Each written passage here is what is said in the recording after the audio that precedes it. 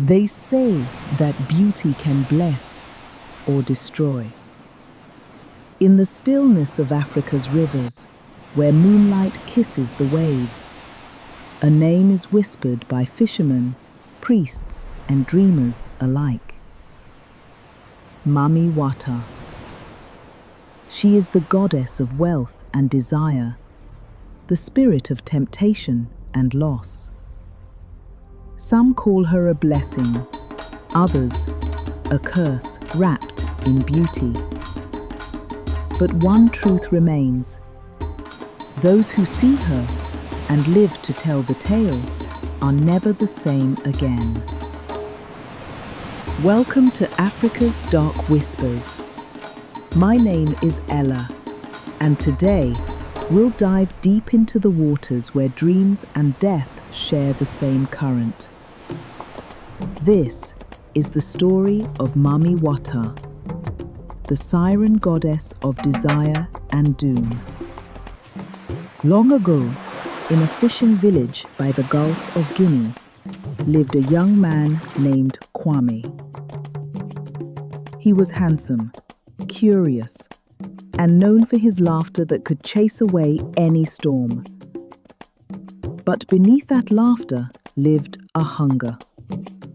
Not for food, but for more.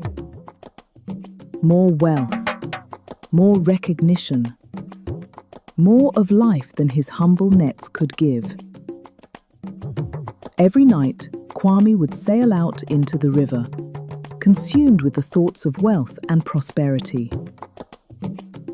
One particular night, he had set out as usual, with the confidence of a skilled fisherman who knew his onions. But as his canoe rocked gently under the stars, he stared at the reflection of the moon and whispered, "If only the gods would favor me. If only I could be rich, I'd never fear the sea again." And then one night, it happened. The moon blinked red once, and the waters grew still. Then he saw her. A woman, rising from the depths, skin shimmering like pearl, eyes glowing like twin lanterns beneath the surface. She drifted towards him, her hair flowing like riverweed, long and dark, and her body glistened with gold ornaments that caught the moonlight. She smiled, and the world seemed to stand still. "Kwame," she whispered, her voice like a lullaby and thunder at the same time. "Do you wish to be great?" He should have turned away. He should have paddled back to shore. But the river was silent, and his heart answered before his mouth did. Yes. When Kwame awoke the next morning, his nets were overflowing with fish, large, glistening, and unlike any he had ever seen. The villagers called it a miracle, but his grandmother, old Amma, only stared at the river and spat on the ground. "No miracle comes from silence," she muttered. "Not from a river that does not ripple." As days passed, Kwame's fortune grew. He sold fish in markets far and wide, bought new canoes, and became the pride of the village. But every night he returned to the water, drawn by a force he could not explain. And each night, she appeared. Mami Wata. She would rise from the river, jewels dripping from her wrists, her smile both sweet and sinister. "You have done well," she'd say. "But remember, everything the river gives, it can also take." Kwame would nod, enchanted, never realizing that with each meeting, his reflection in the water grew fainter, as though the river was swallowing a piece of him, bit by bit. Months later, the village celebrated Kwame. Drums pounded, palm wine flowed, and stories of his luck spread like wildfire. But amidst the laughter, old Ama watched him with sorrow in her eyes. That night, she dreamt of the river turning to blood and saw Mami Wata's face, smiling, beautiful and cruel. At dawn, she warned him, "Do not go near the water today. The spirits are hungry." But Kwame, now arrogant with riches, laughed. "Grandmother, you worry too much. The river loves me. I'll be fine." And then he went anyway.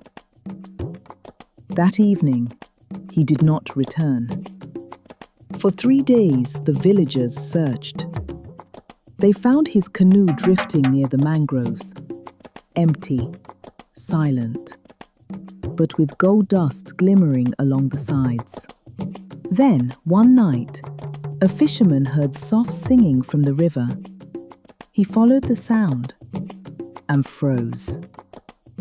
There she was, Mami Wata, sitting on a rock, combing her long hair with a golden comb. And beside her, half submerged, was Kwame. His skin was pale as moonlight, his eyes wide and hollow. He smiled, but it was the empty smile of something that had forgotten how to live. The fisherman fled, screaming. By dawn, the river had swallowed them both. Years passed. No one dared fish beyond the shallow banks. Offerings of palm oil, mirrors, and perfume were left by the riverbank to appease Mami Wata. But sometimes, when the moon turns red, villagers still hear singing. Soft, sweet, and calling. They say if a man answers, the river ripples once and then falls still forever. Up until this day, in parts of West and Central Africa, the legend of Mami Wata remains alive. She appears in dreams, in the glimmer of city lights on still water, or in the beauty of a woman too perfect to be real. Fishermen whisper that those who flaunt sudden wealth might have seen her. And sometimes, when someone vanishes without a trace after a night of music and drink, elders say softly, "The goddess has taken her due." Mami Wata isn't just a myth. She is a reflection of human desire, our hunger for beauty, power, and control.